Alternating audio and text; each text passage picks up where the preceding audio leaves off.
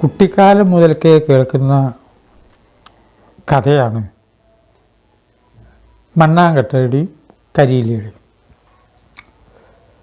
കേൾക്കാത്തവരുണ്ടെങ്കിൽ വളരെ ചുരുക്കി പറയുക ആണ്. മണ്ണാങ്കട്ടയും കരിയിലയും സുഹൃത്തുക്കളായിരുന്നു. അവർ കാശിക്ക് പോകാൻ നിശ്ചയിച്ചു. ആ സമയത്ത് മഴ വന്നു. മഴയത്ത് മണ്ണാങ്കട്ട അലിഞ്ഞു പോവും, കരിയില രക്ഷപ്പെടുത്തി. പിന്നെ മഴ മാറി രണ്ടു കൂടി നടന്നപ്പോൾ കാറ്റ് വന്നു. കരിയില പറന്നു പോകാതിരിക്കാൻ വേണ്ടി മണ്ണാങ്കട്ട അതിൻ്റെ മുകളിൽ കയറിയിരുന്നു. കാറ്റ് നീങ്ങി. പിന്നെ ഇരുകൂട്ടർ നടക്കുമ്പോൾ കാറ്റും മഴയും ഒരുമിച്ച് വന്നു. മണ്ണാങ്കട്ട അലിഞ്ഞു പോയി, കരിയില പറന്നും പോയി. ഇത്രയും ഈ കഥ ഇങ്ങനെ പഴക്കമുള്ള കഥ നിലനിൽക്കാനുള്ള കാരണം എന്താ? ഇതിൽ യാതൊരു കാര്യവുമില്ല. എന്താപ്പം ഇതിൽ മണ്ണാങ്കട്ടി കരിയിലും കൂടി കാശിക്ക് പോയി എന്നുള്ളത്? ഒരു കാര്യം നിലനിൽക്കുന്നത് വിജ്ഞന്മാരുടെ അഭിനന്ദനം കിട്ടുന്നുണ്ട്. വിജ്ഞന്മാർ അഭിനന്ദിച്ചേ വിജ്ഞാനം സാധുവായി വരൂ. ഈ കഥയുടെ പിന്നിൽ വളരെ വലിയൊരു തത്വമുണ്ട്. എനിക്ക് ഏറ്റവും പ്രിയപ്പെട്ട ഒരു കഥയാണ്.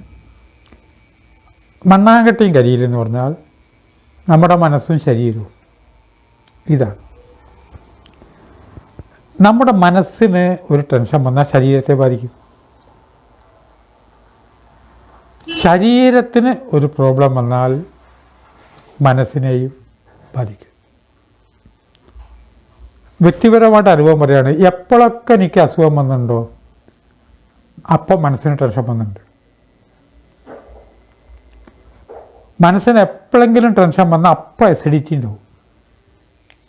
ഇവിടെ കണ്ടാൽ മനസ്സിലാവും. അപ്പം ചിന്തകൾക്ക് വലിയ പ്രാധാന്യമില്ലേ?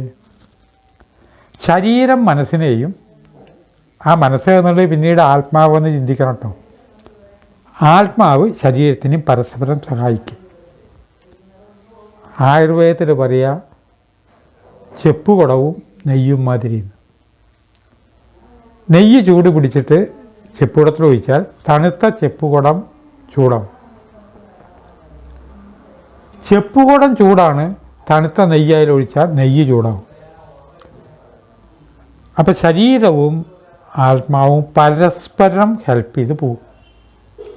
രോഗം വരുമ്പോൾ അങ്ങോട്ടും ഇങ്ങോട്ടും സഹായിക്കും. അതിൻ്റെ കഥാരൂപമാണ് മണ്ണാങ്കട്ടിയും കരിയിലും കൂടി കാശിക്ക് പോയി എന്നത്. അപ്പോൾ ഒരു ചോദ്യം, ഇവരെന്തേ കാശിക്ക് പോയത്? ടൂറ് പോവുകയാണെങ്കിൽ വേറെ സ്ഥലത്തേക്ക് ആവാമല്ലോ. അവിടെ കാശി എന്ന് പറഞ്ഞാൽ എന്താ അർത്ഥം എന്ന് വെച്ചാൽ പ്രകാശം എന്നാണ് അർത്ഥം. അതിൽ നിന്നാണ് കാശ് എന്ന പദം വന്നത്. ഈ പ്രകാശം എന്ന് പറഞ്ഞാൽ ഒരർത്ഥത്തിലുള്ള തീർത്ഥാടനം തന്നെയാണ്. തീർത്ഥത്തെ തേടിയുള്ള അയനമാണല്ലോ തീർത്ഥാടനം. വാരാണസി എന്ന് വിളിക്കുന്നതും കാശിയാണ്. ഞാൻ കാശി പോയി താമസിച്ചിട്ടൊരു നോവൽ എഴുതിയിട്ടുണ്ട്, കാശി എന്ന പേരിൽ. മാതൃഭൂമി വാരാന്ത പതിപ്പിലായിരുന്നു അത് തുടർച്ചയായിട്ട് വന്നത്. അപ്പം കാശിക്ക് വലിയൊരർത്ഥമുണ്ട്. പ്രകാശിക്കുന്നത്, തീർത്ഥാടനം. ഇപ്പോഴത്തേക്കാൾ ഉന്നതമായ ഒരു ജീവിതം തേടാനായിരിക്കണം നമ്മുടെ ജീവിത യാത്ര. നമ്മുടെ ജീവിതത്തിൽ നമ്മുടെ ശരീരമാകുന്ന മണ്ണാങ്കട്ടിയും കരിയിലും കൂടി യാത്ര പോകേണ്ടത് എങ്ങോട്ടാണ്? യാത്ര വെച്ചാൽ നമ്മളിലൊക്കെ ജീവിതയാത്രയാണ്. ഉന്നതമായ ഒരു മനസ്സിലെത്താനായിരിക്കണം പോകേണ്ടത്.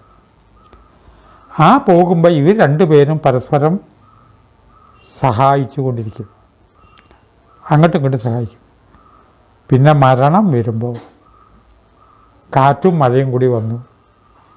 കാറ്റത്ത് കരിയില പറന്നുപോയി, മണ്ണാങ്കട്ട അലിഞ്ഞു പോയി എന്ന് പറയുമ്പോൾ നമ്മുടെ ജീവിതത്തിൻ്റെ ഒരു മുഴുവൻ ഒരു ചിത്രം ഈ സാങ്കല്പിക കഥയിലൂടെ നമുക്ക് പറഞ്ഞു തന്നു. എന്തിനാ ആളുകൾ ഇങ്ങനെ കഥ പറഞ്ഞത്? അപ്പം എല്ലാവരും ഈ കഥ ഏറ്റു പറയും. ഇതിപ്പോൾ മണ്ണാങ്കട്ടിയും കരിയിലും കൂടി കാശിക്ക് പോയ പോലെയാണ് എന്നൊക്കെ ആദ്യം പറയും. പറഞ്ഞ് പിന്നീട് ഒരു ഗുരുനാഥൻ്റെ അടുത്ത് എത്തിയ സത്സംഗമൊക്കെ വരുമ്പോൾ ആ ഗുരു അതിൻ്റെ മീനിങ് നമുക്ക് പറഞ്ഞു തരും. എല്ലാ ജീവിതങ്ങളും മണ്ണാങ്കട്ടയും കരിയിലെയും അല്ലേ എന്ന് ചിന്തിച്ച് വാക്കുകൾ ഉപസംഹരിക്കുന്നു. നമസ്കാരം.